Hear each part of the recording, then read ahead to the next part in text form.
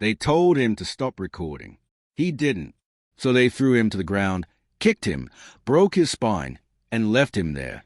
He wasn't committing a crime. He wasn't armed. He was just filming the police. Now, he'll never walk again. In May 2021, 26-year-old Marcus Hill was walking home from his night shift at a grocery store in Chicago. It was just after midnight. As he passed a neighborhood intersection, he noticed flashing lights, 2 police officers detaining a teenage boy against the wall of a corner store. The boy looked scared, crying, barely 16. Marcus pulled out his phone and started filming from across the street. He wasn't yelling. He wasn't interfering. He simply held up his phone and hit record. One of the officers noticed him and shouted, "Back up and stop filming." Marcus calmly said, "I have a right to record." That's when everything spiraled. The officers crossed the street. One grabbed Marcus's arm. The other snatched the phone. Marcus asked, "Am I being detained?" He didn't resist, but the officers slammed him against the wall, punched him in the ribs, and then one of them tripped him from behind and forced him to ground. His head hit the sidewalk hard. He stopped moving. Marcus woke up hours later in a hospital. Tubes in his nose, 4s in both arms. He couldn't feel his legs. A doctor told him he had a fractured vertebra. The injury damaged his spinal cord. He was paralyzed from the waist down. The official police report told a different story. It claimed Marcus was aggressive and attempted to interfere with a police investigation. It said he resisted arrest and had to be restrained. There was no mention of the video, no mention of the teenager, and no body camera footage was ever released. But Marcus's phone, though cracked, still had the first 22 seconds of his recording. It showed him calmly filming.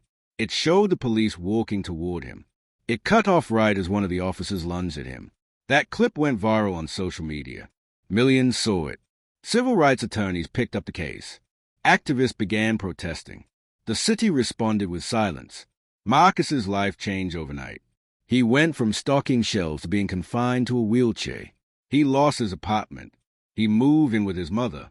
He couldn't go back to work, couldn't walk, couldn't even use a bathroom without assistance. But he refused to disappear. He filed a lawsuit against the Chicago Police Department for excessive force and civil rights violations. The city denied wrongdoing. The officers were placed on administrative leave, but not fired, not charged, not even publicly named. Still, Marcus kept fighting.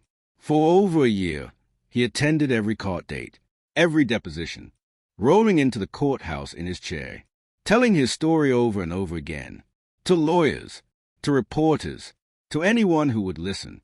And finally, in October 2023, the court ruled in his favor. The city agreed to a settlement of $4.5 million. But no officer was ever punished. No one apologized. When asked by a reporter what justice felt like, Marcus said, "It's not justice. It's a payment. Justice would be walking again. Justice would be seeing those officers in court like I was." Now, Marcus is working with local nonprofits to fight for new laws that protect the right to film police, without fear, without punishment, without ending up in a wheelchair. He wasn't a threat. He wasn't violent. He wasn't even close. He just filmed something the officers didn't want the world to see, and they destroyed his life for it. How many more Marcuses will there be? How many more phones need to be broken before the system is? If this story made you feel something, share it. Because silence only protects the powerful, and truth only survives when it's seen.